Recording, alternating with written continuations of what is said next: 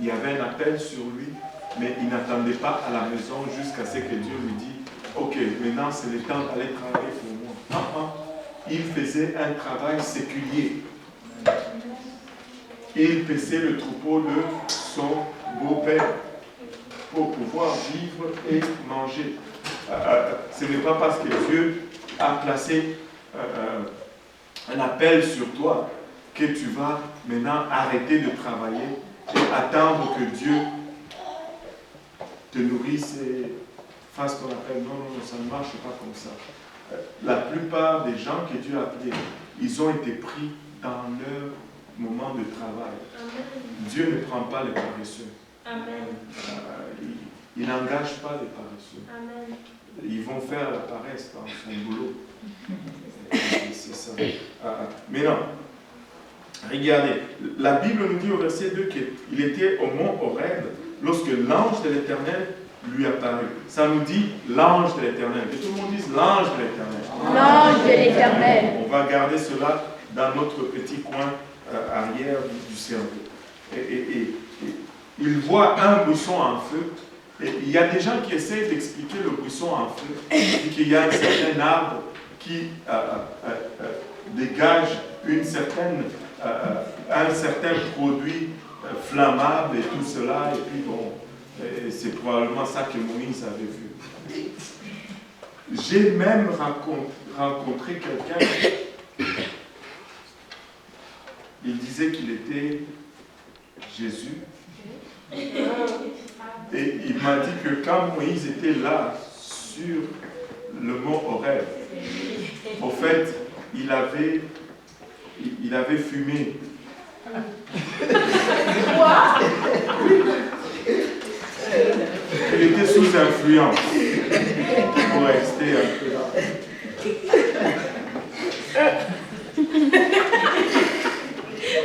N'importe quoi pour disqualifier la parole de Dieu.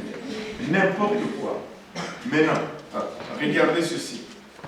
Moïse a vu un buisson qui a pris feu, mais le buisson ne se consume point. C'est comme si tu vois un arbre qui est en feu, mais il ne se calcine pas. Il reste genre verdâtre. Ça va t'intriguer. Maintenant, regardez le processus ici, parce que ça devient toute une leçon vis-à-vis de notre approche vers Dieu. Regardez le verset 3. Moïse dit, je veux me détourner pour voir quelle est cette grande vision. Pause. Au verset 2, la Bible nous disait déjà que Moïse avait vu. Moïse regarda et voici le buisson. Il avait déjà vu, n'est-ce pas? Il avait déjà vu, n'est-ce pas? Mais regardez, le verset 3 nous dit, Moïse dit, je vais me détourner pour voir quelle est cette grande vision et pourquoi le buisson ne se consume point. Il avait vu, mais maintenant il veut se détourner pour voir. Et maintenant le verset 4. L'Éternel vit qu'il se détournait. L'Éternel vit qu'il se détournait pour voir. Et c'est là que... Et Dieu l'appela du milieu du buisson. Dieu l'appela du milieu du buisson. Regardez d'abord la première transition. L'ange de l'Éternel, et là, l'Éternel vit. L'ange de l'Éternel, c'est l'Éternel qui s'est manifesté tout simplement sous la forme angélique. Dieu va apparaître des fois comme un ange, des fois comme un homme. C'est Dieu. Il fait ce qu'il veut.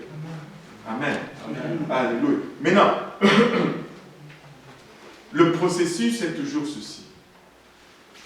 Dieu nous aime. Regarde ton voisin de lui, Dieu t'aime. Dieu t'aime. Dieu nous aime. Et parce que Dieu nous aime, Dieu va nous faire des signes. Parce que de par nous-mêmes, nous n'allons pas le chercher. Dieu va nous faire des signes. Oh, Migli, je suis par ici. C'est moi ton Dieu. Et je t'aime. Mais nous allons voir cela. Mais cela ne va pas être suffisant. Il nous fait des signes et nous voyons. Mais si nous ne réagissons pas à cela, ça va être peine perdue. Il n'y aura pas de suite à cela. Dieu attire l'attention de tout le monde. Un jour, Palinda, Dieu a attiré l'attention sur toi. Mais si tu ne t'étais pas détourné, ça allait être juste, ça allait mourir tout seul. Amen.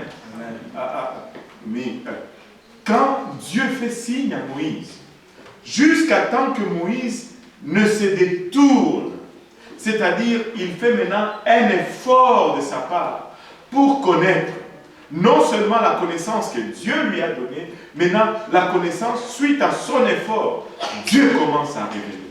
Dieu commence à se révéler. Écoute, si tu le cherches, il va se montrer. Alléluia. Mais il faut que tu le cherches d'abord. Très souvent, nous traînons dans notre bout parce que nous manquons de montrer l'effort. Je veux me détourner. Je veux voir c'est quoi cette histoire. Et quand Moïse a voulu voir c'était quoi l'histoire, Dieu a commencé à parler. Dieu l'a appelé du milieu du buisson et dit, Moïse, Moïse. Et il répondit, me voici. Dieu dit, n'approche pas d'ici, ôte tes souliers de tes pieds, car le lieu sur lequel tu te tiens est une terre sainte. Wow. Et il ajouta, je suis le Dieu de ton père, le Dieu d'Abraham, le Dieu d'Isaac et le Dieu de Jacob.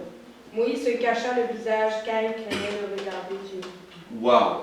Je suis le Dieu de ton père, le Dieu d'Isaac, le Dieu d'Abraham, le Dieu de Jacob. Et la réaction de Moïse c'était, non, je ne peux pas regarder ceci.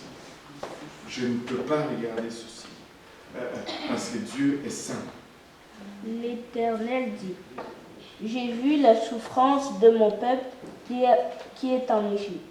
Et j'ai entendu les cris qui lui font pousser ses oppresseurs, car je connais ses douleurs. Je suis descendu pour le délivrer de la main des Égyptiens, et pour le faire monter de ce pays dans un bon et vaste pays, dans un pays où coule le lait et le miel, dans les lieux qu'habitent les Cananéens, les Héthiens, les Amoréens, et saute au verset 9. Voici les cris d'Israël sont venus jusqu'à moi, et j'ai vu l'oppression que leur font souffrir les Égyptiens. Maintenant va, je t'enverrai auprès de Pharaon, et tu feras sortir d'Égypte mon peuple, les enfants d'Israël. Et Dieu lui dit, j'ai vu leur souffrance, et je t'ai choisi toi maintenant pour aller délivrer ce peuple de leur souffrance. Et regardez la réaction maintenant de Moïse. Elle est différente, totalement différente de celle d'il y a 40 ans. Ça, c'est 40 ans après.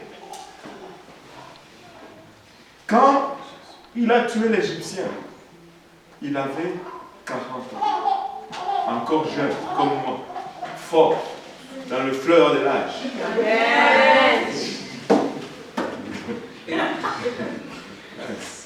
Et il voulait délivrer le peuple.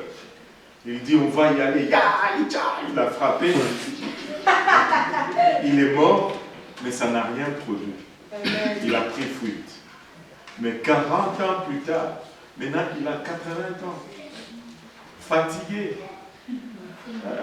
Il a perdu sa vigueur. Et Dieu vient maintenant et lui dit, mon gars, maintenant c'est le moment. Allons-y maintenant. Moïse se retourne et dit, ah! Qui suis-je pour aller vers Pharaon et pour faire sortir d'Égypte les enfants d'Israël? Moi? Seigneur, quand j'étais fort, ça n'a pas marché. Maintenant que je suis vieux, moi, maintenant, non. Pas moi. Qui suis-je? Regardez, quand tu penses à tes habilités, Dieu dit non. Quand tu dis, bon, Seigneur, là, je n'y peux plus, Là, il dit, ok, maintenant, c'est le moment. Allons-y. Et Dieu travaille trop souvent comme ça. C'est juste... J'ai toujours donné cet exemple. Je vais la donner encore. C'est l'exemple de mon frère, le frère Mutombo. Il était réfugié en Zambie, en Afrique. Moi, j'étais réfugié ici. Il y a quand même une différence là. Entre réfugié au Canada et réfugié en Afrique. C'est pas la même chose. Je peux vous le garantir. Et lui qui était réfugié là-bas, il ne voulait pas venir ici, être réfugié ici. On a commencé à essayer de le faire venir. On a essayé tous les moyens. Ça n'a pas marché.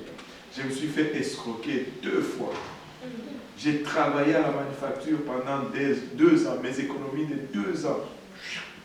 En tout cas, si ce type-là m'entend,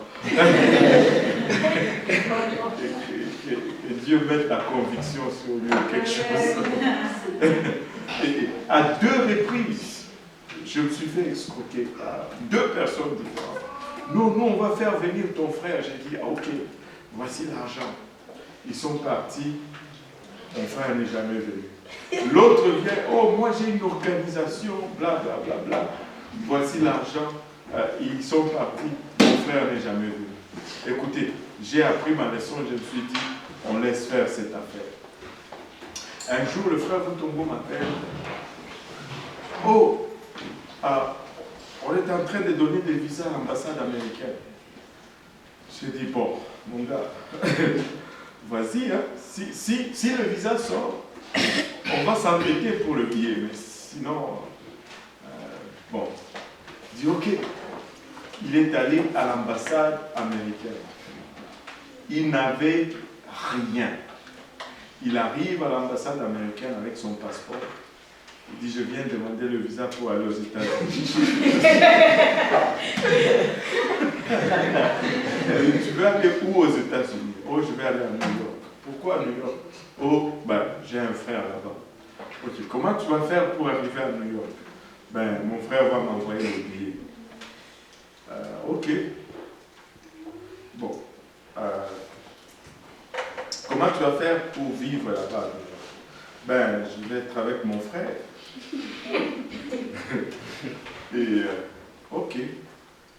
On lui dit, ok, pars et puis reviens à 14 heures. Il est allé là-bas à 14 heures.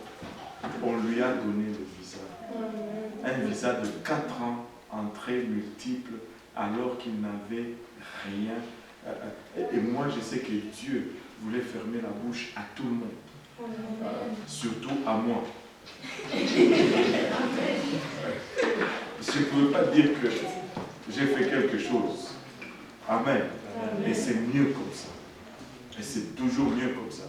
Et je vous dis, quand il raconte cette histoire, il dit, il y avait un autre monsieur qui était bien habillé, avec une mallette en peau de quelque chose.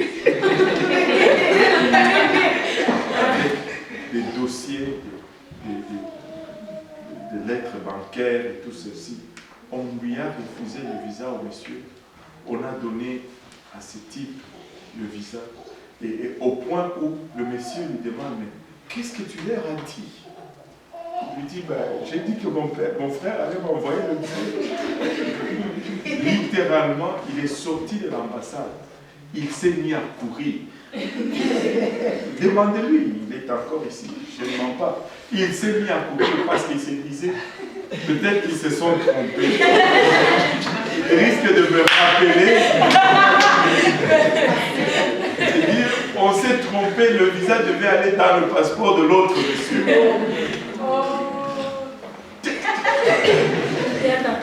Il se sauve. Et c'est ainsi qu'il est.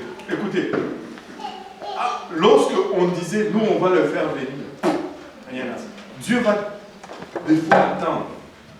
Lorsqu'il est sûr et clair qu'il n'y a pas de doute que c'est lui qui fait l'œuvre, et c'est alors qu'il va faire.